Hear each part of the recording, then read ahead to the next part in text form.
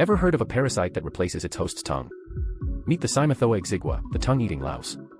This crustacean sneaks into a fish's mouth. It latches onto the tongue, feeding on its blood. It then replaces the tongue. Yep, the louse becomes the fish's new tongue. It sounds horrific, right? But hey, race the twist. The fish can still function normally. It uses the louse to feed. This is not just parasitism, it's a bizarre form of symbiosis. A terrifyingly effective partnership. This weird coexistence might be the strangest thing you'll ever hear about. But what are the long-term effects on the fish? We don't know everything yet. Follow for more mind-bending biology.